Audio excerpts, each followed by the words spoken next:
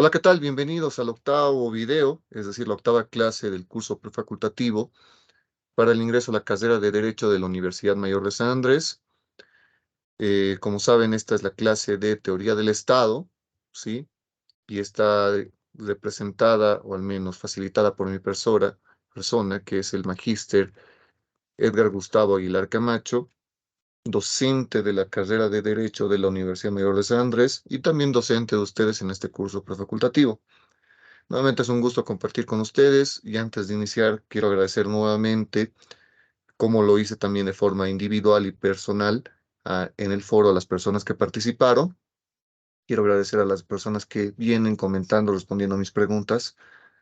Y bueno, pues es un gusto siempre ver sus opiniones y responder también las preguntas que me las vienen planteando.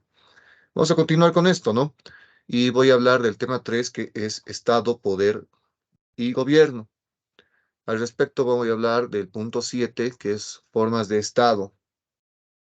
Respecto a esto, vamos a hablar primero que nada que para poner un poco de orden en una materia tan rica y controvertida, se pueden distinguir las diferentes formas de Estado con base en dos criterios principales, dos criterios. El histórico y es referente a la mayor o menor expansión del Estado frente a la sociedad. Entonces, por un lado el histórico y por otro lado esta cuestión relativa a la mayor y o menor expansión del Estado frente a la sociedad. Eso nos dice Bobby en la página 158.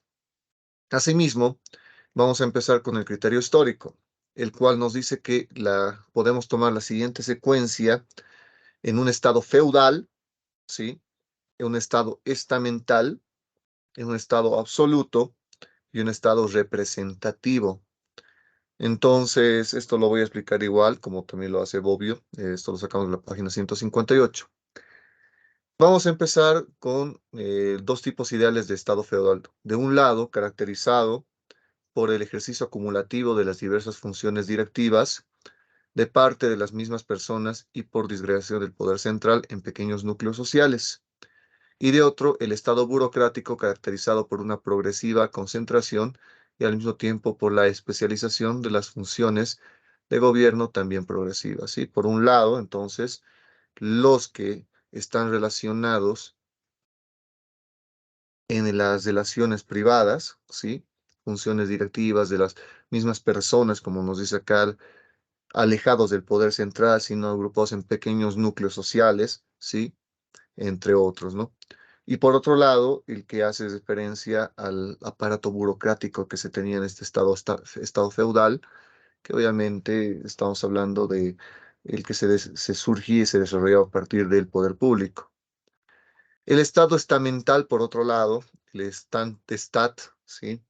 Se entiende la organización política donde se ha venido formando órganos colegiados, la estandé o estados, que reúnen a los individuos que tienen la misma posición social, hacen valer precisamente los estamentos y en cuanto a tales detentadores de derechos y privilegios que frente a quienes tienen en sus manos el poder soberano, mediante asambleas deliberantes como los parlamentos.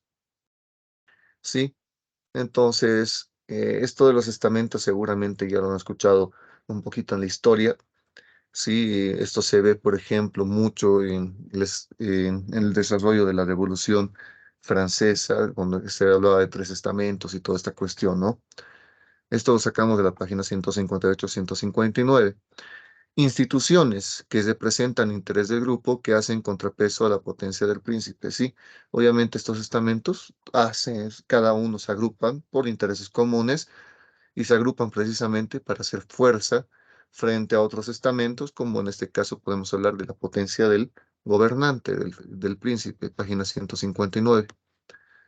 Una línea neta de demarcación entre Estado estamental y la monarquía absoluta no es simple, fácil de trazar. Y sí, no lo es. Ninguna monarquía se vuelve tan absoluta, como se ha señalado en repetidas ocasiones, que haya suspendido toda forma de poder intermedio. El Estado absoluto no es un Estado total, ¿sí?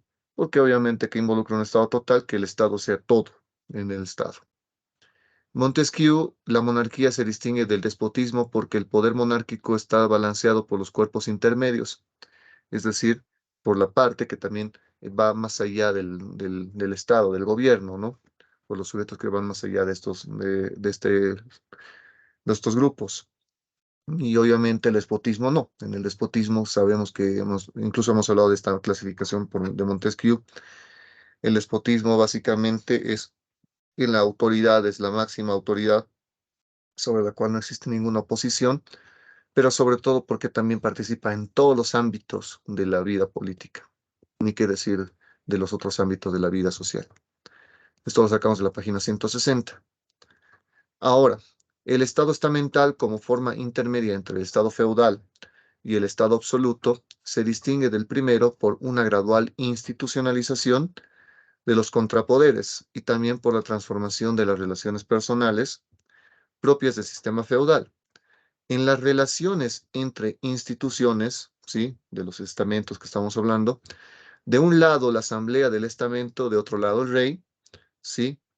Con su aparato de funciones que allí donde terminan de tener por tener éxito, dan origen al estado burocrático, característico de la monarquía absoluta.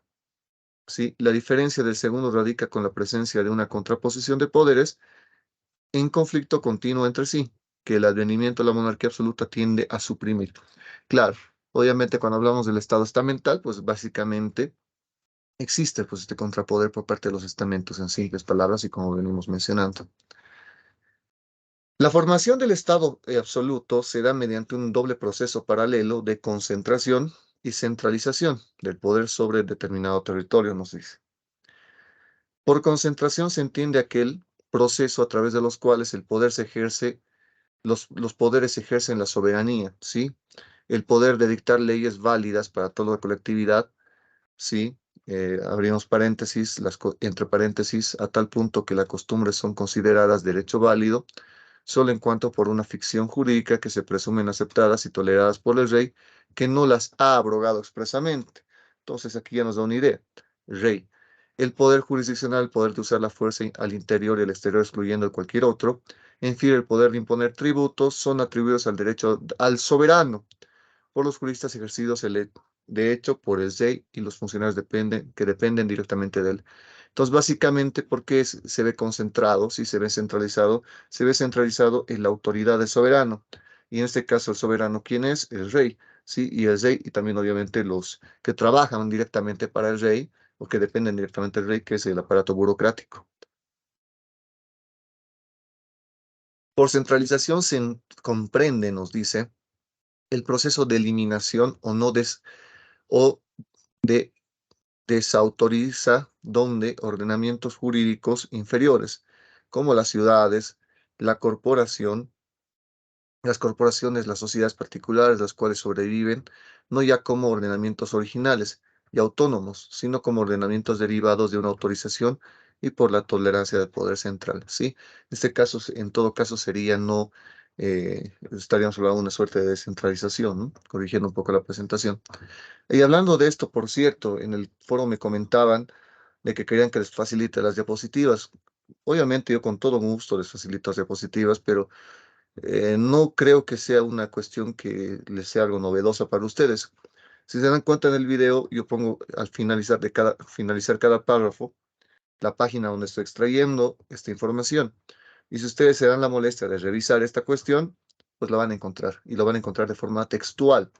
¿Sí? Salvo pequeños errores de, de- de citado, de transcripción, pues obviamente van a encontrar la misma información. Yo no le incorporo ni una coma, al menos no de forma voluntaria, a lo que establece en el libro, ¿sí?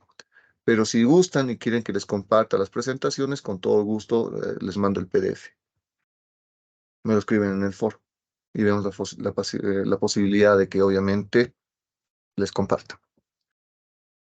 A ver, ahora vamos a hablar del Estado representativo, ¿sí? Con el advenimiento del Estado representativo, primero bajo la forma de monarquía constitucional, como se venía desarrollando, obviamente, ya por los procesos que podemos mencionar incluso de Inglaterra o del Reino Unido, después que se fueron suscitando en el siglo XVIII, pues, y luego la parlamentaria, en Inglaterra también, después de la Gran Rebelión, ¿sí?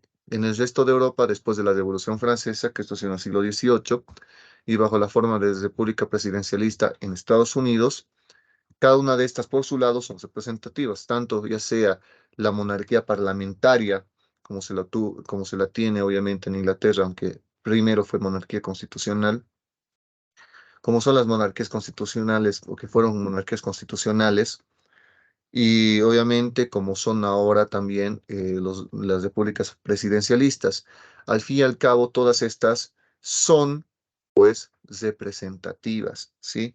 Son representativas. ¿Por qué? Porque, por ejemplo, si ustedes revisan un poco el modelo de el sistema político electoral de Reino Unido, pues obviamente los representantes que se tienen son elegidos de forma directa por la población y obviamente ¿para qué se los elige? Para la representación de estos. Entonces, por eso hablamos de representativa, ni qué decir en un modelo presidencialista como el de Estados Unidos, que es la más antigua, pero el que tenemos en Bolivia también, que obviamente nosotros, ustedes también, seguramente muchos ya votaron, y votaron pues directamente por las personas que creyeron conveniente, o al menos de forma no tan directa en otro tipo de representación como los plurinominales o los senadores. Pero bueno, es otro tema, ¿no?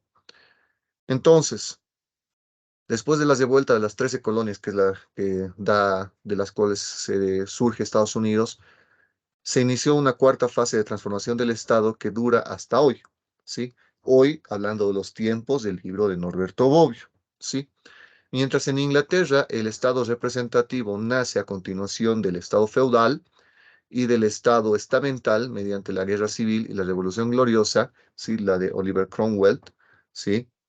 De 1688, en la Europa continental nace sobre las ruinas del absolutismo monárquico y obviamente a partir de la Revolución Francesa, que esta a su vez se fue eh, esparciendo por toda Europa continental. El Estado representativo, pues lógicamente como resultado del compromiso entre el poder del príncipe cuyo principio de legitimidad es la tradición y el poder de los representantes del pueblo, donde por pueblo se entiende inicialmente la clase burguesa, cuyo principio de legitimidad es el consenso, ¿sí? Consenso, muy importante. La diferencia del Estado representativo con respecto al Estado estamental radica en el hecho de que la representación por rangos o corporativa, hoy se diría representación de intereses, es sustituida por la representación de los individuos en un primer momento solo los propietarios a los que sí se los reconoce como derechos políticos. Entonces, ¿cuál es la diferencia? En el estado estamental, pues los estamentos están conformados por intereses de grupos, ¿sí? Por estamentos. En este caso, no necesariamente, ¿no? Las personas lo hacen de una forma directa, al menos, y tienen representación no por grupos, sino por ser simplemente personas. Obviamente, aquí hace una pequeña aclaración, Bobbio, porque el desarrollo de la cuestión de las elecciones no fue tan instantánea como se la conoce ahora, pues sí, existió poco a poco se fue desarrollando porque en un principio se permitía la votación a determinadas personas con determinados atributos, determinadas calidades y bueno, se fue desarrollando esta cuestión.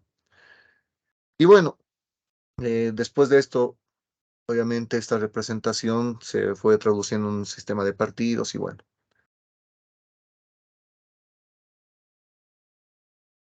Está el descubrimiento y la afirmación de los derechos naturales del individuo, los derechos que todo individuo tiene por naturaleza y por ley, y que precisamente porque son originarios y no adquiridos, todo individuo puede hacer valer contra el Estado recurriendo incluso al remedio extremo de la desobediencia y la resistencia. Esto es un argumento principalmente naturalista, ¿sí? ¿Por qué? Porque obviamente se supone que no podría existir el derecho positivo, no podría contradecir el derecho natural, y obviamente, ¿qué sería ir contra el derecho natural? Pues obviamente cuando este tenga cuestiones que no se sustentan con este, como por ejemplo el absolutismo y demás cuestiones que lo menciona. Estos extremos de la página 162. En una primera instancia solo doctrinal y a través de los injus naturalistas, luego también práctico y político mediante las primeras declaraciones de derechos, ¿sí? Este es en el siglo XX, podemos mencionar esta cuestión, esta connotación naturalista, ¿no? Esto de la página 162, 163. El individuo es primero que el Estado. El individuo no es para el Estado, sino el Estado individuo, ¿sí? Aquí planteas, resalta el individualismo, ¿sí? Página 163. Ese es reconocimiento de la igualdad natural de los hombres. Todo hombre cuenta por sí mismo y no cuanto miembro de este o del grupo particular, ¿sí? Entonces, por igual, esta es la lógica precisamente de ampliar el voto, ¿sí? La elección, la representación, que basta que seas una persona, seas un individuo, para que tengas derecho a ser representado, representar.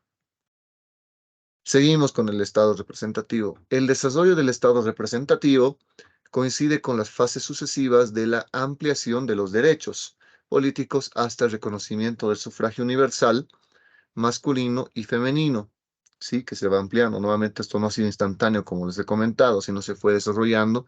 Otros parámetros que se limitan en un principio y ahora que en la actualidad al menos en el mundo occidental no sucede, es que tanto varones como mujeres tienen derecho al voto, el cual, por lo demás, haciendo necesaria la constitución de partidos organizados, modificó profundamente la estructura del Estado representativo a tal punto que provocó un cambio sensible en el propio sistema de representación, que ya no es de los individuos, sino que está permeada por asociaciones poderosas que organizan las elecciones y reciben una delegación en blanco de los electores, ¿sí? Mientras en un sistema político representativo con sufragio restringido, los individuos son los que eligen un individuo, especialmente bajo elecciones conducidas por un colegio uninominal, ¿sí? ¿Qué es eso, colegio uninominal? Que las personas escogen, votan directamente por su representante por circunscripciones uninominales. Para que me entiendan, por ejemplo, en Bolivia escogemos de representantes para la Asamblea Legislativa tanto de forma uninominal, ¿sí? Tanto bajo la calidad de uninominales como plurinominales. Los que han votado se deben dar cuenta un poquito de esto, los que no, les invito a que me imaginen lo que voy a explicar. En la papeleta tenemos que en una papeleta en elecciones generales, en la parte de arriba está los partidos con la foto del candidato a presidente y en la parte de abajo está también los partidos con el nombre y en algunos casos también con la foto del candidato a diputado uninominal por su circunscripción. Entonces uno vota arriba por su candidato, ¿sí? A presidente y abajo vota por su candidato a diputación uninominal de su circunscripción. ¿Qué pasa? Que cuando ustedes votan en la parte de arriba por el presidente, no solo están votando por él, obviamente están votando por el vicepresidente, pero no solamente por ellos dos, sino están votando por los diputados plurinominales que ofrece ese partido y también por los senadores que también son de carácter plurinominal. Entonces va en este sentido para que se me entienda. Entonces hay muchos diputados que son diputados y están ahí en la Cámara de Diputados, o son senadores y están en la Cámara de Senadores, gracias al voto de ustedes, aunque quizá ustedes no hayan tenido la intención de votarlos, al menos no pensaban votar en ellos, sino votaban por otro sujeto. Pero bueno, y los partidos se forman dentro del Parlamento, sistema político representativo en el con el sufragio universal los partidos se forman fuera del Parlamento y los electores seleccionan un partido más que una persona. Sí, principalmente especialmente bajo el sistema proporcional. Y bueno, pues esta alteración de sistemas de representación ha llevado a una transformación del Estado representativo en estado de dos partidos, en el que como el Estado estamental, los sujetos políticos relevantes ya no son los individuos, sino los grupos organizados. Entonces puede hacer algún comentario más. Esto en la página 163-64. Seguimos con el Estado representativo.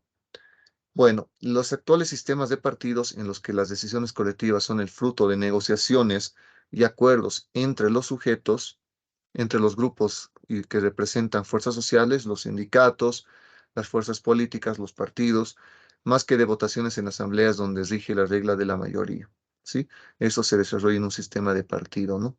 De representación. Vamos a hablar de los estados socialistas, ¿sí? Y bueno, la última frase de la secuencia histórica anteriormente descrita ciertamente no agota fenomenología de las formas de Estado que hoy existen, ¿sí? Entonces, ¿qué queremos decir con esto? Primero que nada, nos contextualizaremos. Estamos hablando de un Estado socialista, ¿sí? Y obviamente esto también así se ha presentado en la historia, ¿sí?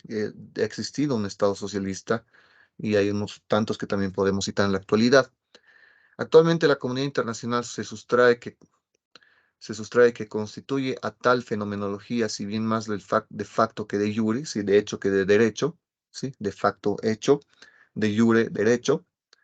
Incluso las dictaduras militares, los estados despóticos, gobernados por jefes irresponsables, los estados de nueva formación dominados por oligarquías restringidas, no controladas democráticamente, rinden homenaje a la democracia representativa, ¿sí? Unas veces justificando su poder como temporalmente necesario para restablecer el orden turbado, ¿sí? Para superar el periodo transitorio de la anarquía como un gobierno provisional de Estado, de emergencia, y por tanto no como rechazo a un sistema democrático, sino como una suspensión temporal en previsión de un retorno a la normalidad. Otras veces como aplicación imperfecta de los principios sancionados por constituciones solemnemente aprobadas, pero muy rápidamente adoptadas por las clases dirigentes formadas en Occidente e impuestas a países sin tradición de gobierno y de lucha política regulada por el reconocimiento de derechos civiles. Sí, obviamente, por más complicado que sea un gobierno en su momento, un Estado y el desarrollo de este Estado, siempre va a tener la tendencia de alzar de que solamente es una cuestión transitoria, mientras que se desarrolla mecanismos, mientras que se establece lógicas análogas a la democracia, sino que la democracia en sí, sí, pero ¿qué democracia? La representativa, ¿no? Los estados que no entran dentro de la clasificación, sí, de representativa, en primera instancia son los estados socialistas, de los cuales vamos a hablar ahora, comenzando por el estado guía, la Unión Soviética, ¿sí? ¿Cuál es un estado guía? La Unión Soviética, porque es el estado, el primer antecedente destacado que se tuvo en la historia de la humanidad. Lo sacamos de la página 166 del libro de Bobbio. La ampliación del aparato burocrático despersonalizante y la transformación del estado tradicional en un estado legal racional y de la previsión catastrófica del propio Weber sobre el ineludible advenimiento de un Estado burocrático en un universo completamente colectivizado. Claro, porque obviamente si estamos resaltando de que es un Estado socialista, pues es un Estado del cual se va a valer bastante, se va a sustentar principalmente de la cuestión del aparato burocrático, ¿no? De las personas que trabajan para el Estado. Entonces, lógicamente, tiene esa intrínseca relación, ¿sí? ¿Por qué? Porque lógicamente, mientras más grande sea el Estado, más personas necesita para trabajar para el Estado. Y si de plano el Estado es la máxima autoridad y de plano el ámbito privado se disminuye a lo mínimo, pues lógicamente el aparato burocrático será gigante, ¿sí? Entonces va en ese sentido. La diferencia esencial entre las democracias representativas y los estados socialistas está en el contraste entre sistemas multipartidistas y sistemas monopartidistas. ¿Sí? Eh, ¿Por qué? Obviamente, lo explicamos más adelante, pero democracias representativas, multipartidistas y los estados socialistas monopartidistas, como sucedió en la Unión Soviética, donde básicamente existe un partido único, sí, un partido el cual pues obviamente era el que respaldaba la ideología, el único autorizado para sustentar la ideología, y es el que gobernaba, sí, el partido único. Bueno, el motor inmóvil del es el partido, ¿sí? El príncipe colectivo que detenta el poder político y el ideológico. Estamos hablando del Partido Socialista, el único partido, un sistema monopartidista, ¿sí? Y como consecuencia no conoce alguna distinción entre regnum y sacerdotium, ¿sí? ¿Por qué? Porque se hace una analogía de que como el sacerdote es el único autorizado para interpretar, o sea, al menos en una edad media, ¿sí? El sacerdote es la única palabra autorizada de interpretación de la palabra de la Biblia, ¿no? De la palabra de Dios, pues obviamente el partido a su vez asume ese rol de una especie de sacerdote y se asume como el único intérprete o el único intérprete autorizado para interpretar, pues obviamente, la cuestión de la ideología, ¿no? Los ideales del partido y obviamente a su vez del Estado, que ha decidido tomar esta idea. Nuevamente esto lo dice Norberto Bobbio, de hecho estoy citando la página 168, un soberano cuya legitimidad deriva del considerarse el único intérprete auténtico de la doctrina, en un principio legitimado curiosamente por el propio de las iglesias y no de los estados, efectivamente no entra en ninguno de los dos que se ha hablado. Bueno, ya. El análisis de los estados como partido único, omnivadente, omnipotente, ha dado origen a la figura del estado total o totalitario, ¿sí? Que por encima de las razones polémicas de las que nació la comparación entre los estados fascistas y los estados comunistas, ¿sí? Entonces va en esta misma lógica de la página 168. La interpretación del Estado soviético como despotismo oriental, basada en una reconstrucción histórica más que un análisis estructural como el anterior, sí es una analogía de un modelo de Estado que se tuvo, que era el despotismo oriental, que creo que lo hemos hablado en otro video. La forma de gobierno del que el gobernante impera sobre los súbditos como el amo sobre los esclavos. Sí, el despotismo oriental era obviamente una forma de gobierno, corrijo el error. Sí, como súbditos y como el amo, ¿sí? Los esclavos, es decir, está haciendo esta suerte de analogía. Lo está haciendo obvio, por cierto, ¿no? En la página 169. Ahora bien, hablando de Estado y no Estado, ¿sí? Se acordarán de esto. En el Estado totalitario, toda la sociedad está resuelta en el Estado, en la organización del poder político, que reúne en sí el poder, al poder ideológico y al poder económico. No hay espacio para no Estado, ¿sí?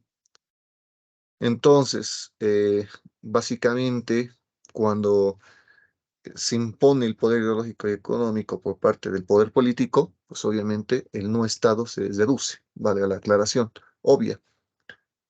Ahora, no Estado en su doble dimensión de la esfera religiosa en el sentido más amplio de la palabra y de la esfera económica, incluso en el modelo ideal aristotélico en el que el hombre es un animal político. La esfera económica se divide entre el gobierno de la casa y la crematística, que se refiere a las relaciones de intercambio, una suerte de génesis de economía, ¿sí? Y no pertenecía al Estado la vida contemplativa de la que el mismo Aristóteles sostiene la superioridad con respecto a la vida activa pertenece al sabio, ¿sí? Es un poco largo lo que estoy explicando, pero ahorita vamos a ver la clasificación que plantea con relación al no Estado, ¿sí? Norberto Bobbio. El Estado jovesiano, que si bien subordina la Iglesia al Estado y atribuyéndole el derecho de prohibir las teorías sediciosas, asume el monopolio del poder ideológico, deja la más amplia libertad económica a sus súbditos, nos dice. Ahora, por otro lado, el Estado ético de Hegel, ¿sí? Que frecuentemente ha sido interpretado como un Estado todo, es el momento final del espíritu objetivo, luego del cual este espíritu absoluto que comprende las más altas expresiones de la vida espiritual, el arte, religión y filosofía. Sí, seguimos hablando de esta dinámica. La importancia de estas variaciones, mejor dicho, constituye, por tanto, un posible y también útil criterio de diferenciación de las formas históricas de Estado. Y bueno, no debe profundizarse el límite que el Estado recibe de la presencia más o menos fuerte del no Estado con los límites jurídicos del poder político. Sí, porque al fin y al cabo, ¿cuál es la brecha que dirime el conflicto entre el Estado y el no Estado? Es el derecho, ¿sí? El problema de la relación entre la sociedad religiosa y la sociedad política se ha vuelto un problema permanente de la historia europea. Entonces, creo que les voy a tener que adelantar la idea para que se me entienda. Está planteando de que aquí vamos a hablar de los intereses políticos, también hay, y dentro de lo que se puede entender como no Estado, podemos hablar tanto de lo religioso como de lo económico, sí que son otros tipos de relaciones, ¿sí? Entonces, se vuelve una institución con la que el no Estado se vuelve una institución con la que el Estado tiene continuamente que vérselas, ¿sí? Un verdadero y propio poder que desde el inicio afirma su supremacía sobre las potestades terrenales, como el principio imperator intra ecclesiam non est supra ecclesiam, ¿sí? El emperador está dentro de la iglesia y no por encima de la iglesia, ¿sí? Ahora, en una doctrina sobre la primacía del no Estado, el Estado se resuelve en la determinación y ejercicio legítimo del poder coactivo, de un poder meramente instrumental en cuanto presta sus servicios indispensable, pero su misma naturaleza inferior a una potencia superior, ¿sí? Entonces, bueno, que tenemos que destacar también que en la sociedad feudal el poder económico y el poder político son indisolubles entre sí.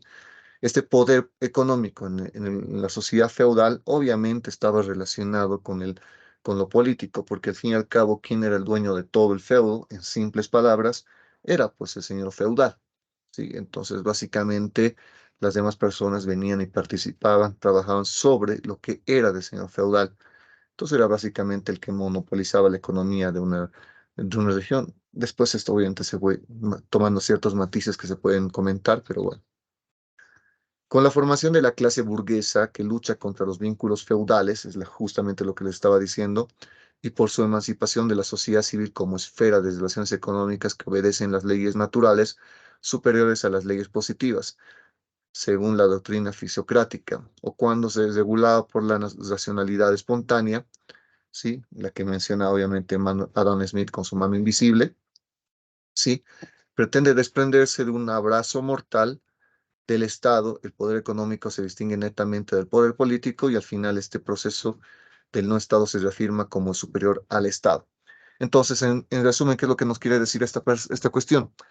Sí, si bien en el Estado feudal, el señor feudal era el que monopolizaba toda la cuestión económica, pues obviamente esto fue tomando ciertos matices, como les decía, y estos matices fue generando de que surja una pequeña clase, un pequeño grupo de personas que dentro de las posibilidades que se le permitía, obviamente, empiecen a también llevar adelante relaciones económicas y debido a las oportunidades que fueron generando, pues obviamente tomaron mayor importancia y mayor solvencia y obviamente con el advenimiento de las revoluciones y todo lo que hemos venido hablando en este video y en otros, pues fueron imponiendo el interés de la cuestión económica y separándolas del Estado. Sí, por eso nos cita, por ejemplo, a Adam Smith con su mano invisible. Es decir, que lo económico se separa de lo político y lo económico, al ser independiente de lo político, se lo entiende que esto se regula por sí mismo porque es una cuestión que viene por una mano invisible que va dinamizando estas relaciones económicas, ¿sí? La mano invisible, que es el mercado, que seguramente algunos lo han escuchado. Entonces esto se va desarrollando y y se separa por completo del Estado político, ¿sí? Del poder político. La principal consecuencia de la primacía del no Estado desde la perspectiva económica sobre el Estado es una vez más una concepción meramente instrumental del Estado, su reducción al elemento que lo caracteriza el poder coactivo, cuyo ejercicio al servicio de los demás es del poder económico debería ser el de garantizar el desarrollo autónomo de la sociedad civil.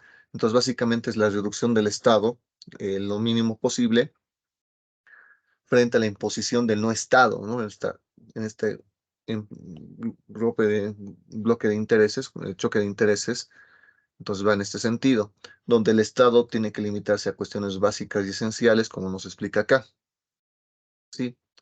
En la página 172. Entonces, eso nos va a dar pie al siguiente punto, pero para cerrar, ¿qué tenemos que entender? Que cuando se habla de Estado y no Estado, se ingresó una dinámica, como lo voy a presentar acá. Primero que nada, que se entendía al Estado, como el Estado, el poder político, y a la religión como un elemento muy importante de no Estado. Por eso es que hemos hablado de la Iglesia, ¿sí? Justamente en esta presentación, como un poder en oposición al Estado, que incluso estaría incluso por encima del Estado en algunas situaciones. En esta presentación justamente hablamos en la página 170 del no Estado bajo la perspectiva de la religión. Y por otro lado, fuimos hablando desde la perspectiva de la economía, con la cuestión de también no Estado como la cuestión económica. Y con relación a esto, ese debate del Estado versus el no Estado, el debate entonces continúa en Estado máximo versus el Estado mínimo. y ustedes ya se seguramente relacionarán cuál con cuál, ¿sí? Distinguir dos tipos ideales: el Estado que asume tareas que el no Estado en su pretensión de superioridad reivindica para sí, y el Estado indiferente o neutral, ¿sí? Bueno, esto partimos de la página 173 y seguimos en esta página diciendo que, en referencia a la esfera religiosa, estas dos posiciones dan lugar a dos figuras del Estado confesional y el Estado laico. En referencia a la esfera económica, dos figuras del Estado interventista, que asume las varias formas históricas, de las cuales la que más persiste es la de Wolfgang Staat, ¿sí? En el siglo XVIII, reconocido como el Welfare State contemporáneo o el Estado abstencionista, ¿sí? Entonces, ¿qué queremos decir? Que primero que nada el debate de no Estado y Estado sigue, seguimos viéndolo en este punto, ya en el sentido de que básicamente primero en el ámbito de la religión, donde obviamente donde se involucra la cuestión política con la religión, y por otro lado si se mezcla la cuestión política con la economía, ¿sí? Como el estado confesional, ¿sí? Uno que está relacionado con la religión, ¿sí? Porque el estado es confesional, es decir, que tiene una religión oficial, la que está sustentada, ¿sí? Justamente viendo noticias el día de hoy, podemos citar el ejemplo de Irán, ¿sí? Que asumiendo una determinada religión como religión de Estado, se preocupa del comportamiento religioso de sus súbditos y a este fin controla sus actos externos, sus opiniones, sus escritos, impidiendo toda manifestación de diseño y persiguiendo a los disidentes. Es decir, que el Estado también se ocupa de defender la fe, pero la religión, ¿sí? Se ocupa en ese ámbito confesional. Por ejemplo, nuevamente les digo, el ejemplo ideal sería Irán. Así, el Estado, que no considera para sí extraña la manera que se desarrolla en su ámbito las relaciones económicas, asume como propia una determinada doctrina económica, el mercantilismo del siglo XVIII, el keynesianismo, ¿sí? En los últimos 50 años se adjudica el derecho eminente de regular la producción de bienes o la distribución de la riqueza, promueve ciertas actividades y desalienta otras, impregna una dirección en conjunto de actividad económica del país. ¿Qué nos quiere decir? Así como el Estado confesional se relaciona, se mete en el ámbito de la religión y lo defiende y lo controla, también si hablamos de la perspectiva económica, también, pues obviamente esta corriente donde el Estado involucra en las relaciones económicas, interviene en las relaciones económicas, ¿sí? Y participa en todo lo que pueda, pues va en esta misma dinámica, tanto como pasaba en el siglo XVIII, como obviamente el keynesianismo, ¿sí? De Keynes, John Maynard Keynes. Y bueno, está en la página 173. Así, el Estado confesional como el Estado interventista, que sería el que interviene en la economía, puede coincidir en la figura del Estado eudemonológico propio del siglo XVIII, es decir, que sería el que propone como fin la felicidad de sus súbditos, entendida esta en el sentido más amplio, la posibilidad de perseguir además del cómo mayor terrenal, el bien ultraterrenal que solamente la verdadera religión puede asegurar. Es decir, que básicamente tanto el Estado confesional y el Estado interventista eh, asume como bandera buscar también la felicidad, ¿sí? Buscar que los súbditos sean felices y toma ciertas medidas en consecuencia, ¿no? Obviamente bajo la lógica que ellos mismos plantean. Son la página 173-74. El Estado liberal, que polémicamente se contrapone al Estado eudemonológico, es al mismo tiempo laico respecto a la esfera religiosa y abstencionista respecto a la esfera económica. ¿Sí? Es decir, un Estado liberal que se opone, pues obviamente, a esta lógica. En el ámbito religioso se entiende que este es laico, ¿sí? De que no establece una suerte de religión oficial, sino que, por el contrario, no se mete en esta discusión en simples palabras, y también en la cuestión económica, lógicamente, tampoco se involucra en este tipo de intervenciones en el mercado y deja, como mencionamos en la anterior presentación, a esa mano invisible para que se desarrolle. También es definido el Estado de Derecho, es uno de los tantos significados de esta expresión, no teniendo otro fin más que el de garantizar jurídicamente el desarrollo lo más posible autónomo de las dos esferas confinantes, o sea, el más amplio crecimiento de la libertad religiosa y la mayor expansión de la libertad económica. Entonces, ¿por qué Estado de Derecho? Porque básicamente el único límite establece un límite esencial para el Estado, que es el mismo derecho que se ha propuesto, obviamente, por el mismo colectivo, ¿no? Sí, por la misma sociedad. Entonces, ese es el límite y pues obviamente no lo excede, o no debería excederlo al menos. El proceso de secularización, es decir, separación entre religión y el Estado, o de emancipación del Estado cuidando asuntos religiosos y el proceso de liberación o emancipación del Estado cuidando los asuntos económicos en la época moderna caminan paralelamente. ¿Sí? En 174.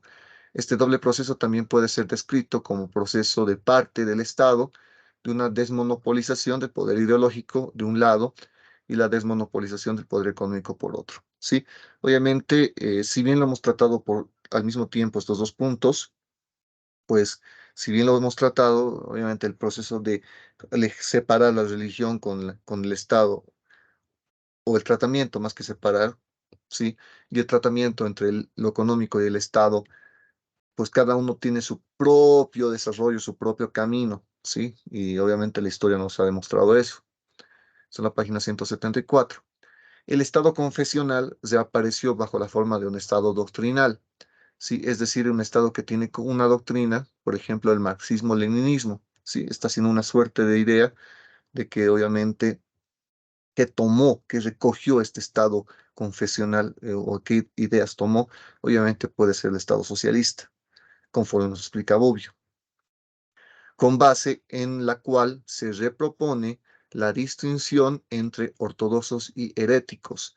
¿Sí? Ortodoxos, los defensores de la religión, si hablamos de una religión, y si hablamos de ideología, defensores de la ideología, y obviamente los heréticos, los herejes, los que van contra la religión al decir cuestiones que no es lo que no creen que es lo que se entiende con relación a esa religión, y con relación a la ideología, pues obviamente serían los que son otra visión de la ideología que va contra la interpretación oficial.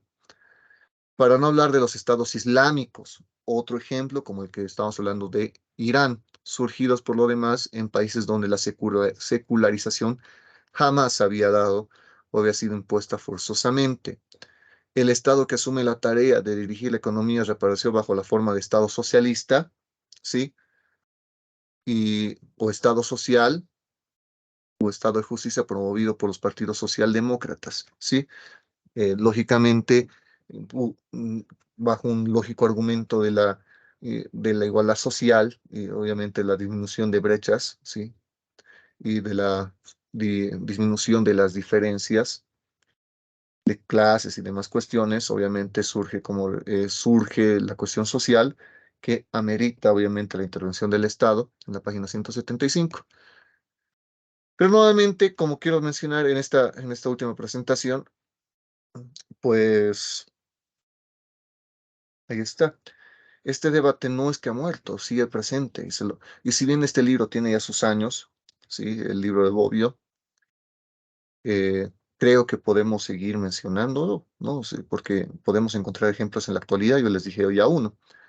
Entonces, para cerrar, yo les doy la pequeña tareita, nuevamente completamente voluntaria, y es que, pues bueno, denme un ejemplo en la actualidad, ¿sí? De la actualidad, si es que pueden, si es que no, también no pasa nada, eh, de un Estado que tenga la premisa de ser una lógica confesional, como establece en esta presentación,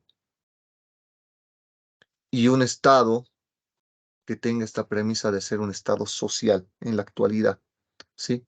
Un Estado social, entendiendo nuevamente que en este caso sería la mezcla del Estado y el no Estado, ¿sí? Que el Estado confesional es el involucrar tanto el Estado con la religión, ¿sí? Y nuevamente en el ámbito del Estado intervencionista, que como nos dice acá en la actualidad es un Estado social o socialista, pues obviamente es la intervención del Estado en las relaciones económicas. Entonces, pueden darme algún ejemplo si gustan. Sí, nuevamente están cordialmente invitados. Nos quedamos con esta última presentación de la página 175 del libro de Norberto Bobbio. Recordando que nuevamente siempre avanzamos con el libro de Bobbio, porque es de este libro que van a salir las preguntas para el examen. ¿Sí? Nuevamente, muchas gracias. Es un gusto compartir con ustedes. Y bueno, como saben, nos vemos en el foro y